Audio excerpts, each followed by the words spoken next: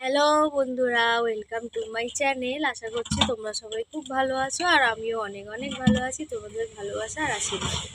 9:43 আমি উঠেছি, মনে হচ্ছে 8টা না 7:30 কি জানি উঠেছি, হয়তো ঘড়ি দেখিনি, ফোনও দেখিনি। ঘুম থেকে উঠে আমার আবার ফোন দেখার অভ্যাসটা নেই। তো ঘুম থেকে উঠেছে তো ভিডিও একটা পোস্ট করেছি, একটা ব্লগ পোস্ট করেছি কালকেরটা।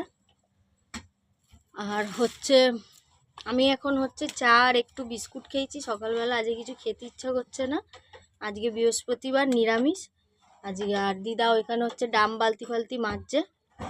আর রান্না করছি সয়াবিন আলুর তরকারি, নিরামিষ জিরে আদা বাটা দিয়ে সয়াবিন আলুর তরকারি।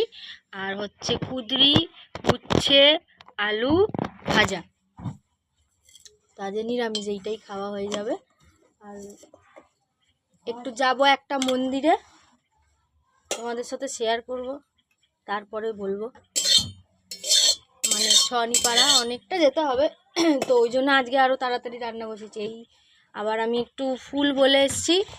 মা, ওটা দিদা তোমার যা হয় তাই তো? ওটা দিদার নিজের জানা, মানে খুঁড়তো তো যা হয় দিদার। তো ওরা জবা ফুলের মানে কুড়ি তোলে, ওই ব্যবসা আছে।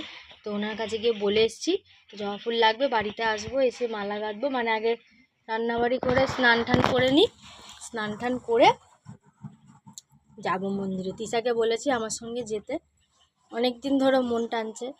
মানে ছোট থেকে জ্ঞান হওয়া থেকে ওই মন্দিরে যাচ্ছি, শীতলা ঠাকুর ওই মন্দিরে। তো ওই একটা মায়েদের পিসির মতন হয়, উনি মারা গেছেন, এই 1 বছর হতে যায় মারা গেছে দিদা। তাই তারপর আর যাওয়া হয় না। তো ওখানেই যাব, খুব মন টানছিল কালকে, তো ভাবলাম আজকে যাই। একটা মালা নিচে, আর মিষ্টি তো এখানে পাবো না, বাতাসা নিয়েই চলে যাবো, কী করা যাবে। তো বন্ধুরা, আজ সারাদিন কি করি না করি পুরোটাই তোমাদের সাথে শেয়ার করব। অবশ্যই আমার পুরো ব্লগটা দেখতে থাকো। চলো আমি রান্নাটা বসাই, তোমাদের সাথে আবার একটুখানি পরে দেখা হচ্ছে। এখানে আলু কেটে রেখেছি, আর এখানে সয়াবিনের আলু ভাজি। তো দেখো, আলু ভেজে টমেটো, আদা, জিরে গুঁড়ো, লঙ্কা গুঁড়ো, হলুদ গুঁড়ো সব মানে যা যা মশলা লাগে সব মশলা দিয়ে কষিয়ে নিয়েছি। কষিয়ে এবার জল দিচ্ছে, ওইটা আর তোমাদের সাথে শেয়ার করিনি। এবার হালকা করে মানে তলা যাতে না লেগে যায় ওই জন্য জল দিয়েছি। এরপর একটু ভিজানো সয়াবিনটা দিয়ে দেবো, সয়াবিনটা দিয়ে ভালো করে নাড়িয়ে একটু জল দেবো, জল দিয়ে সেদ্ধ হয়ে এলেই নামিয়ে ভাজাটা বসিয়ে দিয়েছি। এখানে হয়ে গেছে ভাত, এখানে তরকারি, ভাজাটা বসি।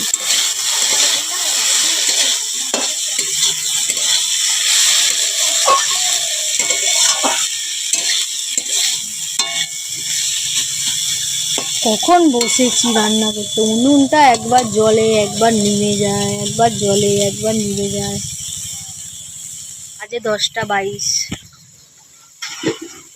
নাইটিটা আমার পুরো ভিজে গেছে। কি জানি কি হবে, কতদিন আর এরকম কষ্ট করতে হবে। আগুন একটু একটু জ্বলেছে।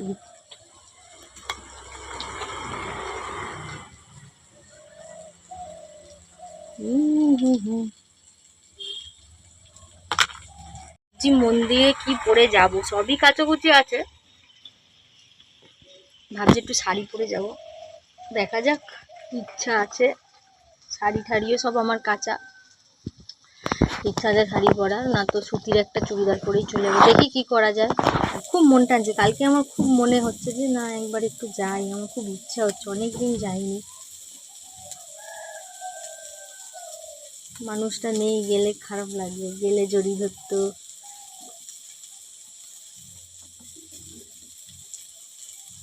খুকু এসছে খুব ভালোবাসতো, আমার বাবাকেও খুব ভালোবাসতো, সত্যি আমার বাবাকে খুব ভালোবাসতো। চলো, তো তোমাদের সাথে আবার একটুখানি পরে দেখা হচ্ছে। গরমে আর পাচ্ছি না, একটু পাহাড় হাওয়া খাই বসে বসে। স্নান টান সব কমপ্লিট, রান্না বান্না করে সব এ করে মুছে ঠুচে আর হচ্ছে স্নান করা হয়ে গেছে। এবার আমি না ঘর গুছাচ্ছিলাম, ঘর বলতে কাচাকুচির জামা কাপড় চাদর ওগুলো সব আমি পাট পাট করছিলাম। ফুলের মালাটা নিয়ে রোদ্দুরে না তাকাতে পারছি না। আম্মা আম্মা বলছে, আমাকে না আবার ধাক্কা মেরে খালে ফেলে মানে ধান জমিতে ফেলে দেয়। গরু ভয় লাগে একদিকে, সিং যাচ্ছে যাদের। চলো ফুলটা নিয়ে নিই, আবার একটুখানি পরে তোমাদের সাথে দেখা হচ্ছে।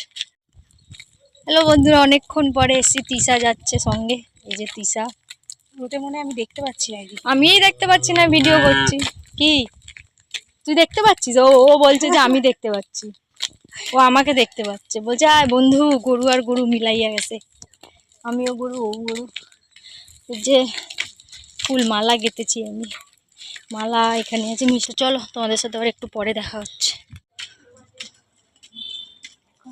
এই যে মন্দির, আরে না হলেও থাক না, কেউ নেই মন্দিরে, তো মন্দির খোলা। এই যে মায়ের মন্দির, হ্যাঁ আছে মনে হয়।